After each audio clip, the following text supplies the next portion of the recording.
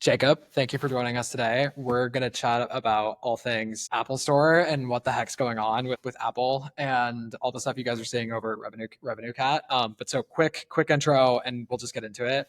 I'll actually let you give your intro at a high level. But Jacob Eiting, founder and CEO of Revenue Cat. I believe, if I'm not mistaken, you guys manage like several $1 billion in I had the number off the top of my head. We're getting close to 10. Subscriptions. We're getting close to 10 these days. Yeah. Okay, close to 10. So why don't you, if you don't mind, like give the intro, like how did you start this company? Why did you start this company? And how long have you guys been at it? Yeah. So my every dollar I've ever made as a professional has come through the App Store. So I started making apps in 2008 and had one of the first apps on the App Store and paid my rent, and then did a stint at Apple, and then started working at startups doing apps and in 2010, 11. And yeah, I was an engineer originally, and around 2013, 14, started working on this app called Elevate. Was not the founder. I was an engineer there, engineer number 40 or something like this.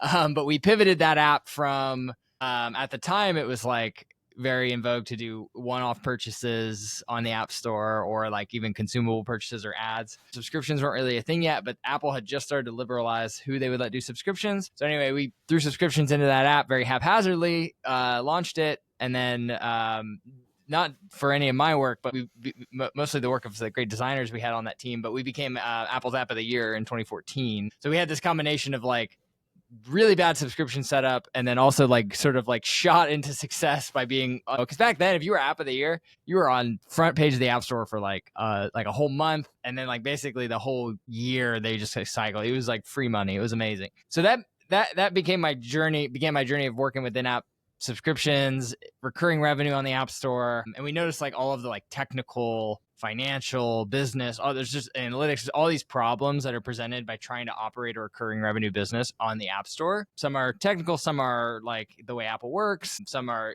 accounting and books based. There's all kinds of challenges. And there was no tooling. Everybody had to build their own stuff. And so I was like, me and my co-founder now, he was a colleague of mine at the time. We're like, you know what? I bet this could be a business. And so, yeah, we left that company to start Revenue Cat in 2017. And as they say, the rest is history. Today we're powering, it's somewhere between 7 and 10. I don't know. It's growing pretty rapidly. $1 billion a year in subscription revenue, or not all subscription, but mostly subscription revenue. And we're now powering the biggest app on the App Store, ChatGPT, all the way down to the smallest indie developer making, $100 a month. And yeah, it's a super fun business because we get to work with, businesses of all scales, which is like kind of representative of the App Store itself and what's so special about it. But yeah. I love that. A couple just like quick notes as I try to hype you up in a genuine way. I think I texted a bunch of my friends that like have some kind of app either on the side, or a few of them like it's their full-time thing now. And I'm in New York City, and in New York like there's a low key like big consumer app scene here right now. It's pretty big. And it's really I even think bigger it's than LA. I think it's really taking off too. Like, I've noticed the amount of like young people coming here because of that scene is really ticked up in the last couple of years. And everybody I texted uses Revenue Cat. So just shout out. That's really cool. It was like I didn't like lead the witness either. It's like, yo, do you use anything for this? And they were all like, oh yeah, we use Revenue Cat. And so that's cool. You guys have a lot of love amongst the developer community. And then I honestly had not thought about like this at all until I started getting a bunch of customers that like normally are never potential customers for us. Like we do global sales tax. I'm going to like put aside that Apple maybe letting people do payment, or people being able to do payments off of the App Store is like potentially good for my business. And so that is my like big bias, and I'm going to put that aside because this is not about us. It's not about us. This is not about us. But we don't do podcasts unless there's a financial sale. Let's be honest. Fair enough. Yeah.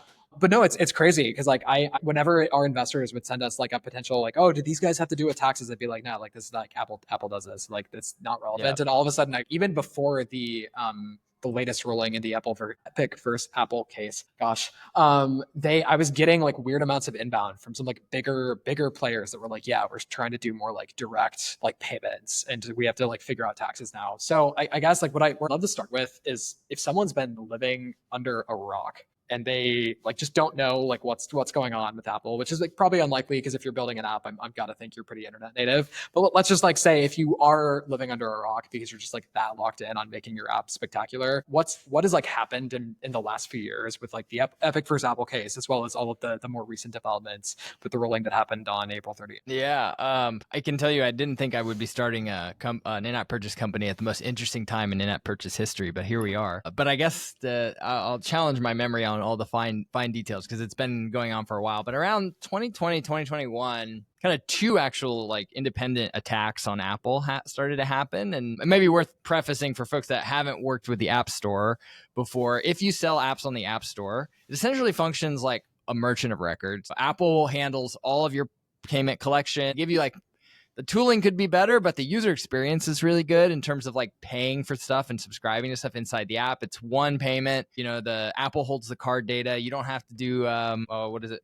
Not SOC 2, PCI. You don't have to do any of that stuff. It just sort of works. And for the service of that, Apple takes 30% or 15% of your top line revenue, depending on where you live or depending on how much money you make. And that's been the deal since 2008. Like when they first announced the App Store, said, hey, at the time there were no in-app purchases. It was all you bought an app. You bought an app for $10, you paid Apple $3, and everybody was happy, I think. And then, you know, when they added in-app purchases a couple years later, they extended that take.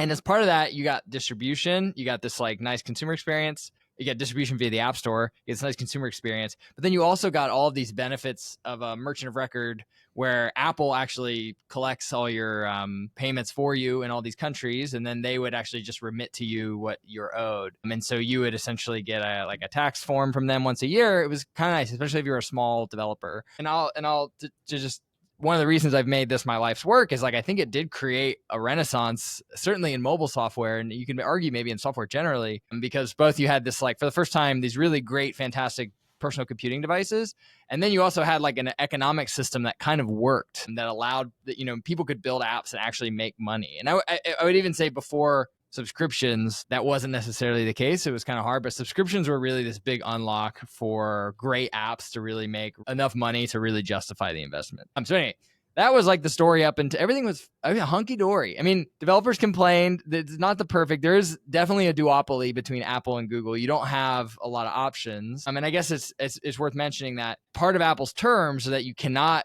charge customers any other way, and they're in some ways kind of aggressive about enforcing this, and they've been kind of jerks about it on and off. They've gotten less, you know, they've backed off on a few things, but like they used to bust you. So like let's say you sold a subscription to your app on your website unrelated, but you're not supposed to link to that from your app. This is the old world before this ruling. Like I've had apps rejected because you could click on the terms of service, which would bring you to the website, which then you could navigate from there to find a way to pay online, and Apple would reject you for that, which is kind of just absurd stuff like that. App review is a whole problem because they have to have this like army of, you know, sort of like hourly workers that have to adjudicate these things very quickly. The mistakes happen and things, but there were all these like sort of annoyances. But from Apple's side, it's like, hey, we built the App Store, we built the phone. Like this is a huge high margin way for us to like monetize our IP. If you don't like it, just don't sell on the iPhone. Right? So that was kind of the situation until 2020, 2021. When Spotify opened a case in the EU. I'm not sure from a legal perspective what they all did, but I haven't followed that as closely. But they started a PR campaign to be like, and they actually have a better, I would say, argument because they're directly competing with Apple Music. So like Apple Music there's a 30% tax on every dollar Spotify charges on the App Store versus like Apple Music gets to go for free. So like that was one case. And then the case which actually, you know, with the recent news was Epic, the creators of Fortnite. It's very intentionally, they released a version of their app that did not use in-app purchases with the intent of being removed from the App Store and getting a slap on the wrist so that they could open up a lawsuit. And their lawsuit wanted two things. One, it was like they wanted the ability to let customers pay outside. And then two, they wanted the ability to have their own app store, which is like somehow there was a lot of legal maneuvering for some reason that they were able to doing it that way made sense. I'm not fully sure. I've never fully understand their motivations, obviously financial, but the CEO, who I admire a lot, actually, we tiff on Twitter once in a while because we're on opposite sides of the issue in some cases, but the CEO, Tim Sweeney, is like one of these iconic people who has sometimes say he's got Apple derangement syndrome, but he's really like aggressively against this whole concept, and I got to respect him for that. We disagree on a few things.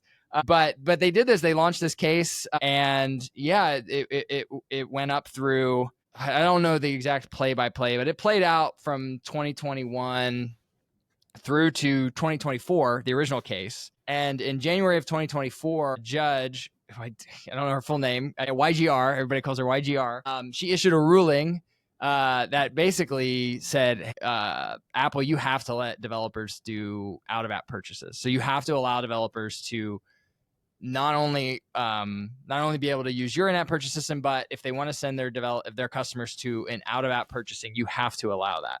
This was in January 2024, so about a year and a half ago. Apple immediately sought a stay. They got the order stayed. It then went to the Court of Appeals. They didn't hear it, or they heard it and said it's fine. And then they appealed to the Supreme Court. Supreme Court refused to hear it. It got kicked back down to the original judge. And this is where our story begins, I guess, because she kind of came back very upset that Apple essentially has been ignoring her order for a year and a half, had in her view maliciously complied with the order, because Apple did stuff like they instituted so Apple's fees 30%, a typical payment processor, everybody always says 3%. It's usually actually more than that, but whatever. So Apple said, okay, fine, you can use an external payment processor. We'll give you a 3% discount on our fee, and you have to send us all your receipts so we know exactly how much you made off App Store. And basically like a poison pill that made the whole thing completely unviable. And the judge got very upset by that. She got very upset there was some further discovery of the discussions that Apple had internally on how they discussed what to do. And it was very clear that they were somewhat acting in bad faith in the implementation of the order, which, Apple's not known for humility, I would say, as an organization. So it doesn't so much surprise me. But she came out guns blazing, was like, okay, I'm going to enforce this thing almost twice as hard. And I guess this was a rule. I forget even what it was called, enforcement ruling or something like this. I don't know how the courts work. But anyway, 2 weeks ago today, this would be May 14th. So it was the last day of April 30th, 2025. She issued a ruling that said, amongst a bunch of things, one, okay, Apple, you really have to, in the US, you have to allow in-app purchases. Out-of-app purchases. You're not allowed to put up scare modals, essentially, which were Apple was putting in these speed bumps to the consumer, requiring speed bumps to the consumer experience. That was okay, you have to warn a user when they're going to go link out and all these other things. Scare modals in the App Store. In Europe, they implemented it this way, where if you go to the App Store for an app that uses external purchases, there's a big Surgeon General's warning on it. That's pretty crazy. So she came out and said none of that at all. And then also casually threatened to put some people in jail. So it was kind of entertaining as far as in terms of App Store drama goes. But yeah, that was 2 weeks ago, and I've slept okay. But it's been a crazy couple of weeks as we've reacted to this order and try to figure out actually what this means for the world. Did I do a good job? Is that the whole story? I mean, No. I think that's pretty good. I think that's everything. That's pretty good. That's pretty good. I mean, I've tried to internet sleuth as much as I can, but I think you wrapped it up pretty well. Thank God for ChatGPT is all I'm going to say, because I'd forgotten a lot of those details until the last couple of weeks. But I'm back up to speed. Boom. Okay, so just to set some couple quick pieces of context, and then I want to just jump into the weeds. So if I'm Uber guy, I'm in New York, I Uber reasonably often. I get an Uber. Am I paying the 30% on that Uber ride? Okay. Yeah, it's probably worth mentioning. So this is kind of one of these things where it's kind of can feel capricious, because specifically Apple only charges this fee if you're doing digital goods, I guess, and services. I don't really know. But basically the TLDR, if it's a one-to-many replicable digital thing, Apple's going to require you to in-app purchase. If it's anything physical, let's say an Uber, a delivery, you're ordering food, that typically goes through Stripe and Apple Pay, and it's a separate thing. There are some interesting edge cases. So let's say you're running BetterHelp.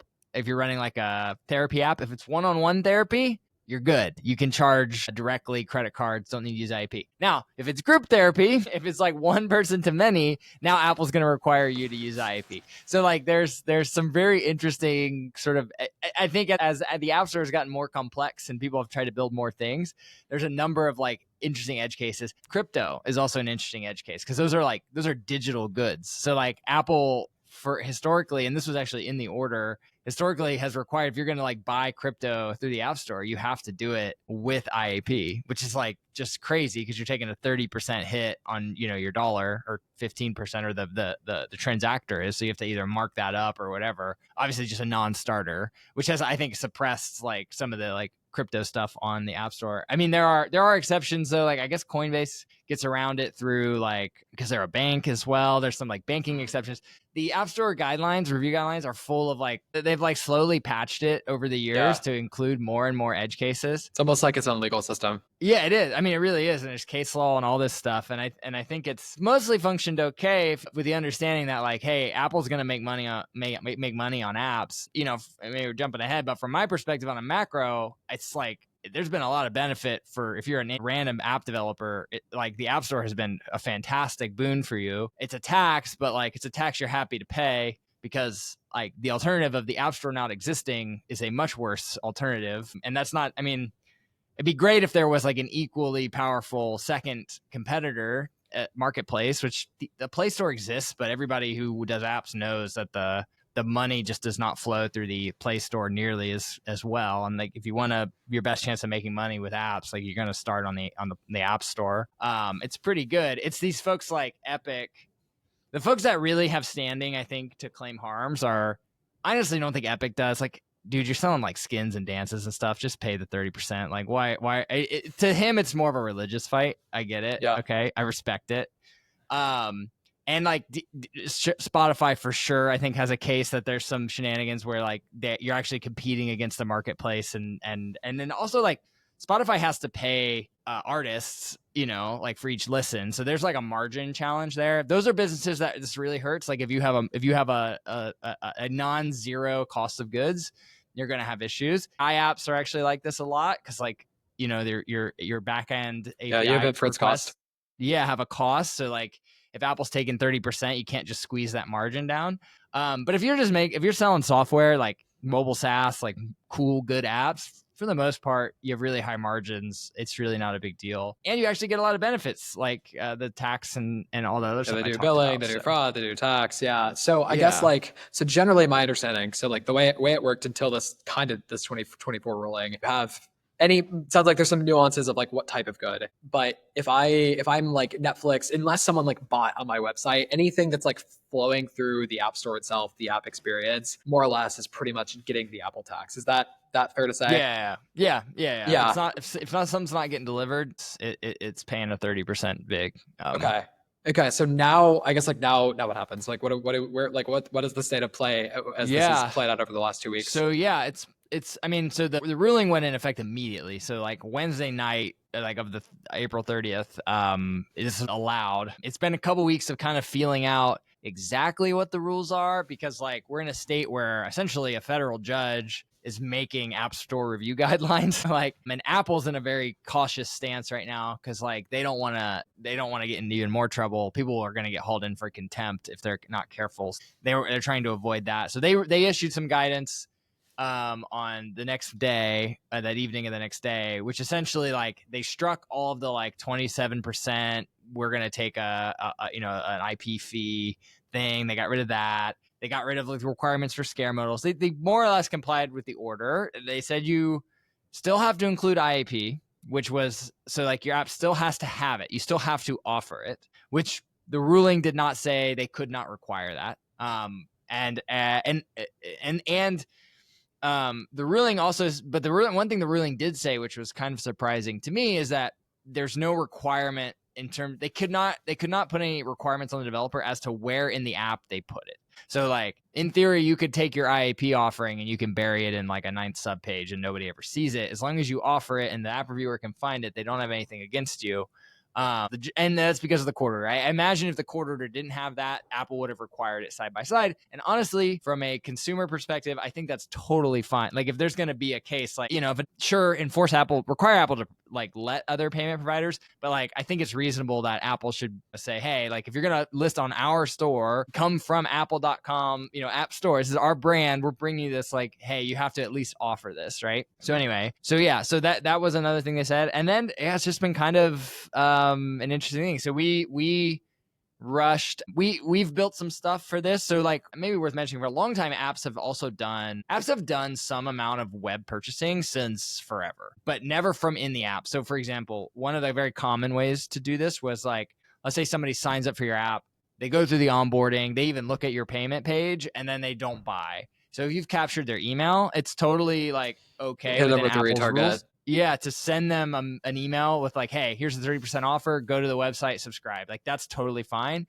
because you're doing it. It's not communicated in app. That's always where Apple gets eggy. If you're doing it in the app, they don't like that. But what if you send it? This is probably a rabbit trail. What if you send a text message? Text is fine. Text is fine. Now you can go a little bit further and ask, like, what about like a push notification? So it's like kind of from the app. And that one, I think by the rules of the book, is not allowed. I know a lot of people do it because Apple can't really catch it and they're not really policing it. I've always been of the mindset that like it's not worth it to like toe Apple's line for two reasons. One, they can just pull your terms. They can just pull your it's an at-will relationship here. So if they want to kick you off the App Store, they can, and you have basically no recourse besides suing them. And like they have more money and more lawyers and you'll lose. So that's like, I don't recommend getting cute.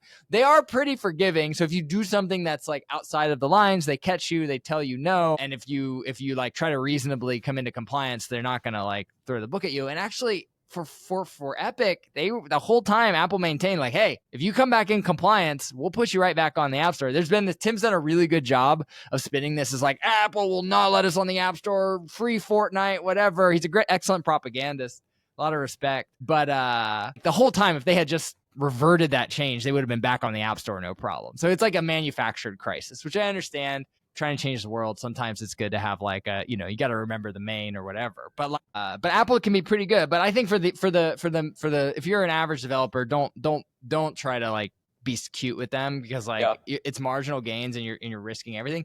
And the other there's the hard thing of being kicked out of the App Store. The other thing is like Apple is a good partner. Like you make money, they make money. Like they can be a really good for you if you have like build a good relationship with them, and if you're constantly trying to like be cheeky with them and like, rip them, try to like, they're just not going to feature you. They're not going to want to work with you. They're not going to be fans. Like it's worth it, like trying to like keep a good relationship. Cause like they do recognize, I mean, as much as you could say they've maybe abused their like oligopoly power, like they like apps and they want their app store to be good. And so they want to promote and support good apps. So like, keeping that relationship strong is always what doing. But yeah, so there's certain ways to do web purchases for a long time. So the change now is like suddenly we've just gone one step further, and now people can actually run these web purchases directly from the app, and that's been sort of what we've been exploring the last couple of weeks. So very tactically, and just for if I'm like running, I have an app, I'm on the App Store, I like now I have new choices that I didn't have before. But there's also considerations around like, does this,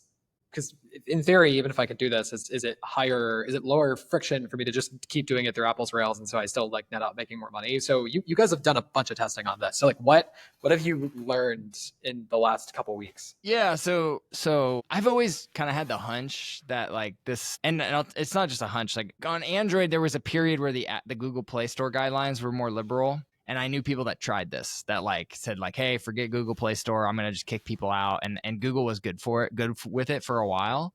And they stopped like 5 years ago letting people do that. But I knew people that did it, and they said it's like, you get so much drop off, you get so much whatever. It just like doesn't really net out. So I kind of always figured that was going to be the case. So yeah, we actually have like our own internal test app with like, almost 100,000 subscribers that we have. That we use for stuff like this. So like we spun up a test last week with a couple of different arms to it. But the most interesting one was testing, with a paywall that goes through our IP. We replicated the exact same paywall and sent it through our own. We have a Revenue Cat has like a checkout, similar Stripe checkout if people use that, but like a hosted checkout page, which makes it very trivial for people on Revenue Cat to do this. And just A/B, like same price. The only difference is like the friction in the purchase process. And we have like sort of initial data on like what that first conversion to like starting a trial looks like. And it's at least 30% drop. Interesting. Like Interesting. Maybe so even higher, 30% like, from like I just use like my like I pay through Apple versus I like go enter my checkout or my credit card and on it's some like Stripe page. Number of taps is not that different. It's like you know, for the in-app purchase experience, you hit a button, you get a payment sheet, you click Face ID, done. For the out of app purchase, the only difference is you hit a button, you're redirected into Safari, and you're presented with an Apple Pay button, because most people, if you have, we actually run the data on this, but like if you have Apple Pay set up, like it's one click, you get a very, very similar sheet. You click it, you're paid. It's one more click to go back. So it's like net 2 more clicks, which you wouldn't think would be. I don't think the clicks is necessarily the only thing that's driving people to not convert. It's also just the expectation. So like in-app purchases have been around now for a decade. In-app subscriptions, actually, in-app purchases is longer. In-app subscriptions a decade plus, and people are just used to it. Especially like there's a high correlation too with if somebody's purchasing, it's probably not the first time they've done an app purchase, right? By the time they get to your app, so they're very habituated to this. So like you're getting now sent out, it looks very scammy. We've done the best job to make it look like, you can host on our custom domain and all that. But if you're constantly taught to be like looking for phishing attacks and things like this, right? So it kind of like just goes like, oh, what is this, right? And randomly, it is like, I think for some people, this is probably not everyone, but like managing all of your subscriptions through the iPhone is actually advantageous because it makes it very easy to deactivate a subscription. Whereas like just saying like, if I want to deactivate Netflix on Netflix's website versus on my phone, it's like night and day more friction on the website. And there's some laws I think that have gone into like right to cancel. I think there's a legislation going into effect soon on this. Like, yeah, you can do anything. Like if you have something, you could make them call customer service and do like a Sudoku, like if you want to get them to cancel, right? So like consumers are very, like from a consumer perspective, IAP rocks. It's great. Like you manage it all in one place. You get like a standardized set of emails every month with what all your subscriptions are. You can like cancel your subscriptions like boom, boom, boom, boom, boom. It's really nice. I don't really know. I mean, I talked to like people on the street about IAPs. It's hard because it's like they don't even know it's a thing, right? They just know like, oh, it's just through my phone, right? They don't even like, but I mean, the data seems to suggest they do, right? They seem to suggest they have some awareness of like where they're purchasing and how. But yeah, it'll be interesting to see. Well, one, I'll caveat and say we ran this on one specific app with one specific set of users running a very specific like acquisition strategy and stuff like this. And so I think every app honestly needs to test this because your results may vary. But I'll say if we're close to the median and it's at least like 30% drop is like the low end of our expectation in terms of like how much conversion friction there is. The theory, the reason everybody was jubilant 2 weeks ago was because they were like, oh, finally we'll be able to just get back that 27%, and whatever. And it's like, well, yeah, but okay, so let's add up all the things that you now have to worry about. So one, there's the conversion friction. So we just talked about that. That's probably enough to wipe out any gains, but we'll see. Also, it's to mention like if you're an app developer making less than $1 million a year, which like that's an SMB, right? What's the SMB called? Making $1 million a year? That's a handful of employees, right? So if you're making less than $1 million a year, you only pay 15%. So like you're already starting. It's not that steep. But let's assume you're on 30. So then you got to pay your payment processor. And so everybody always says 3%.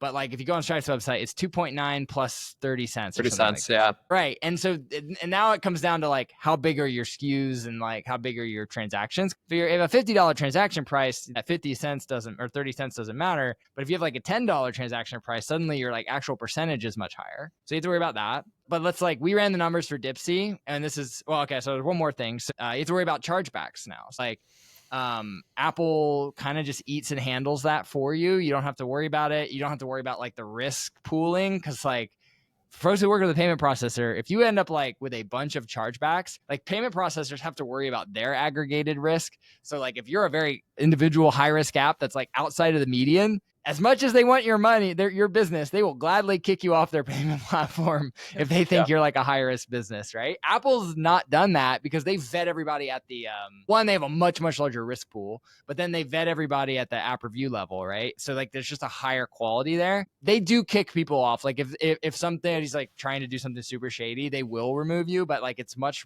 more rare than like something like PayPal or even Stripe. I've heard these stories. It's not that uncommon. Yeah, so it's not uncommon for Stripe to pull people for just just like not even like a crazy amount of risk. Yeah, because I mean they've got relationships with Visa and all these other payments, and like Visa's doing the same thing to them, right? So like they have to just maintain it, and so you have to figure that in. You have to pay that either through chargebacks or whatever. And so those two things combined, just the like payment merchant fees and the chargebacks and refunds and all of that stuff. We ran the numbers for Dipsy. Dipsy's our like internal test app, and it's been 6%. So like not 3%, 6%. So you're starting off 6%. And then here we go. This is the time to plug TaxWire. But you haven't even started with taxes. So like Apple's fee is also inclusive of taxes. So they handle VAT for you in the EU. That is value added, or is like the your price they add to it when you sell it just comes out of presentation, but you don't have to worry about any of it. Like you just click the countries that you're good with. You have very little. There's like a couple of countries that require some, like I think South Korea. There's a couple of small countries that there's some small things you have to do, but like you get into 170 countries or something like this. I don't even know. I don't know what the numbers is that big. But anyway, you get into all these countries, you don't have to worry about any of this, and your tax compliance is handled. Versus like the Stripe side, Stripe does have Stripe tax, but all that does is like it's a rate like checkout invoice, but you've still got to register, file, remit, make sure you're in compliance. Yeah. They don't bear any of the risk for you and stuff. I don't know what you guys advise on. I think there's we have a CPA on the call, so maybe you can tell me, but like, I think there's a reasonable level where you reach Nexus. Totally. And like maybe you're slightly out of compliance, but the numbers are so small that it's probably like not worth panicking on. But you have to monitor that, right? And and just think about it. And I don't know. I think it's harder with consumer, especially, which is 99% of who we deal with, because like they have thousands of, if you're doing a B2B SaaS, you're going to have one or two big contracts, lower transactions usually. Yeah, bigger transactions, lower transaction volume. You can fairly like easily compute like where, estimate to some good degree like what my tax exposure is in all these different locales. Yeah, you can basically get like trip, if you are going direct, you can trip the transaction thresholds much faster as a consumer business, just because you have so many more transactions. So you might trip the threshold in like one of these states or countries just by like for like what's a relatively small amount of revenue relative to like a country. Oh, are there countries where it's like number of transactions? Countries, it's usually just like, but there's a couple, but it's usually just binary. In the US, we have like probably like maybe half the states have 200 transactions. You got to like collect, even if it's like 200 transactions for a mobile app could be like $2,000. Like could be very small, in like a big state like California or whatever. Like you could easily get there with a fairly small amount of revenue, right? Exactly. And so I mean, this is why like I think merchant records are great solutions. Like Stripe is working on that. Paddle's another currently in the market, like a merchant of record solution. I think they make a lot of sense for this style of business where you have like scaled consumers in many different states and countries. So yeah, I don't know how much that is. I don't know what's sales tax, few percent. So add another. Yeah, they call it like 7 to 10% depending on what state you're in. So 7 to 10% in the US, you've got like probably like averaging around 20% of tax internationally. And so that's like, but it's like you gotta think about 30% right there. Yeah. So you've got Apple adds that onto the purchase price in those countries. Yeah, but like I think a better comparison is the merchant of records. Other merchant of records are like they're usually charging somewhere between like it's probably like 10 to 15% for other merchant of record. And whereas like Apple's like 30%, but they're also like other merchant of records are giving you distribution. They're not like, there's like stuff, they're doing all of the back office stuff. Any merchant of record Paddle doesn't have an app store, right? Yeah, but Paddle doesn't give you distribution. So that's the big difference. And I think people forget this one too, is like IP. You get Xcode. I mean, you pay a $99 a year fee to use Xcode. I think they just do that to like, I don't know why they do that. Honestly, they should probably just stop. Probably to like help with their Xcode's like 9 gigs or something, so probably just to reduce the amount of like bandwidth they have to put forward to like for people downloading it. But like they don't charge very much for the tooling, right? Like if you go back to get a compiler and a tool chain, like if you were a professional compiler company, you charge thousands of dollars for that, right? Which is also like now a like new baseline, which I think that was a huge unlock for the app store as an economy, is like you could build like honestly, the biggest cost was having a Mac. Like that was always the hardest part. But even a Mac Mini now is $500. So you get a Mac Mini, $99. You can be selling in software in 170 countries, which is like insane. Like that did not exist before this. And so yeah, when you add it all up, like, do I think Epic will be able to make a spread on this? Like maybe, probably. Do I think it's good? Like yeah. Like I don't think we should. Like I think Apple and I think maybe this is where they went wrong, is like they were just like a little too aggressive on using their like market power, because they have a huge chunk. They are a monopoly for the for iPhones, and they're a duopoly in the greater market of mobile software.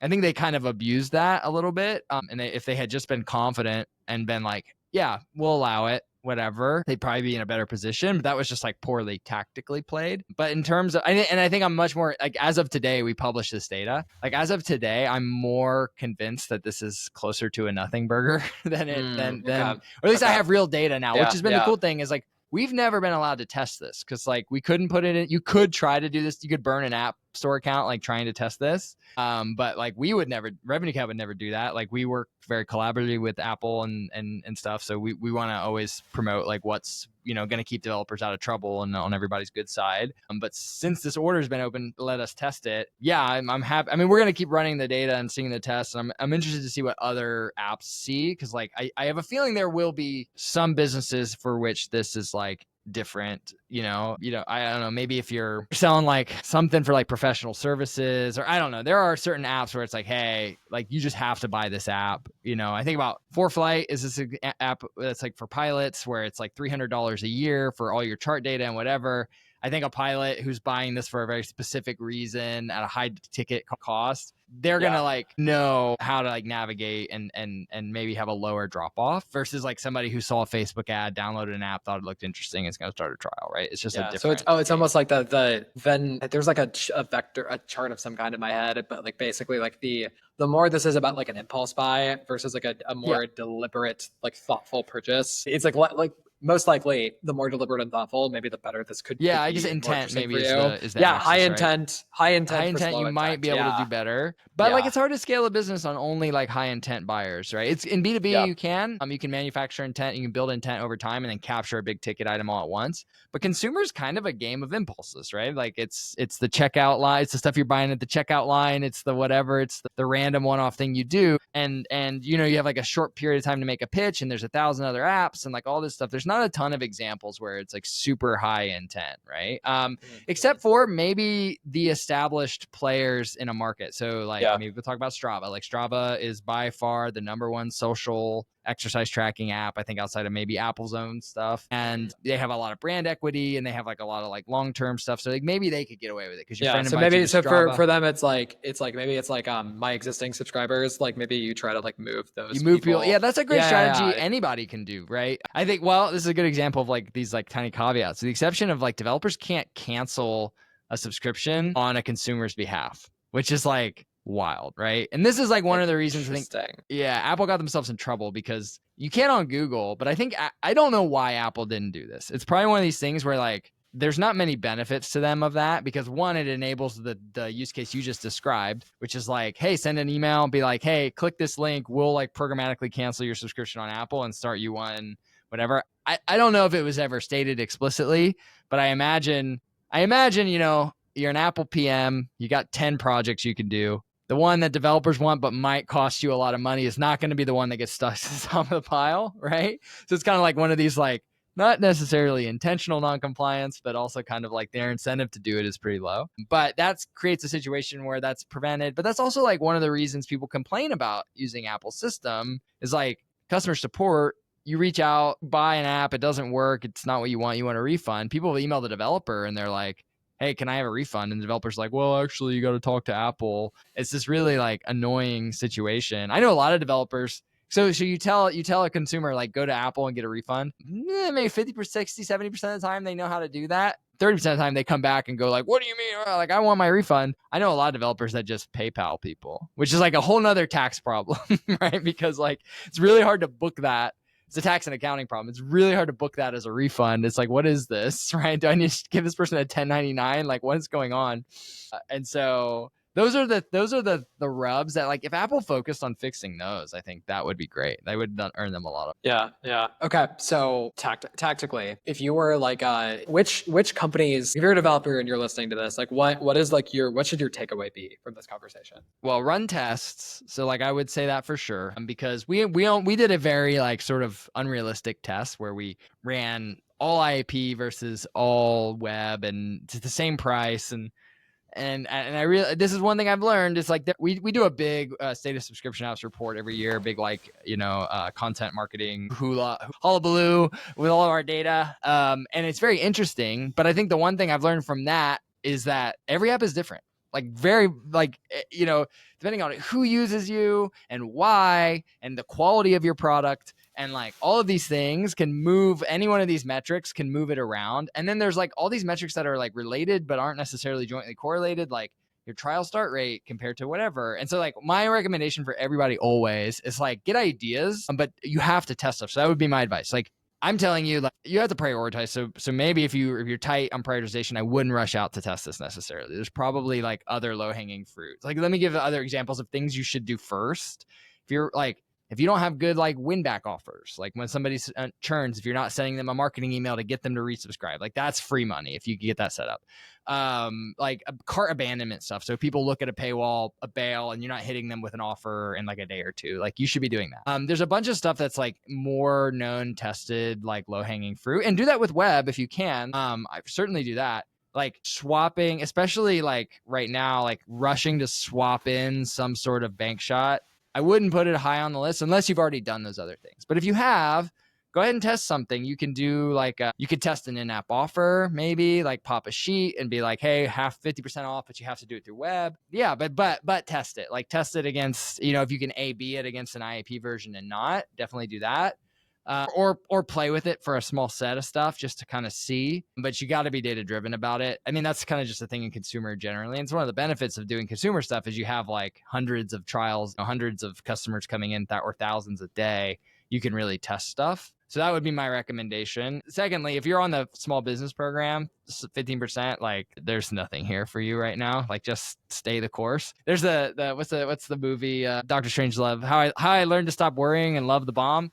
I always tell people just learn to stop worrying and love the 30% cut. It's not gonna ruin your life. You know what I mean? I think a lot of developers just like go crazy because it feels unjust. I think that's what happened to Tim Sweeney. It's like and like maybe to some degree it is unjust, but it can really let people drive them insane. And I'm just like, just make your app better is probably your best bet. Like just just make a number go up. Yeah, like it's you're gonna do all this work to like, I've changed my like my bottom line or whatever to I've gotten 5%. It's like, well, you could have just like built some kick-ass thing at that time and maybe that gets you a 5% boost and then you don't worry about it, right? But I don't know. People think about these things differently. It also depends on where you are from a business maturity perspective. Like if you're cash flowing and cash flow is super important to you. If you're highly leveraged on acquisition, so that's another use case where I think trying to squeeze every bit of so if you're spending a lot of money on acquisition, for two reasons. One, obviously, if there's any couple of percentage points that you can lower your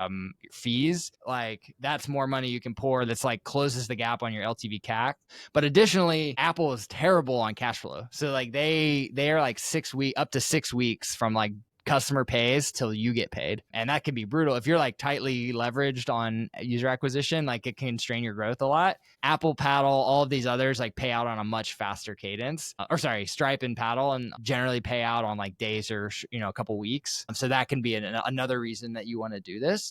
There's also other like techniques that don't require in-app stuff. So like app to web. That's what we're doing now. Web to app, the opposite direction. That was all the rage last year, which is like for all your acquisition stuff, you could send people to a website first and try to convert them before sending them into the app. But also I've talked to a lot of people who've built this. It can work, but it's also very hard to convert and it's like a whole different ball game and stuff. So. Okay.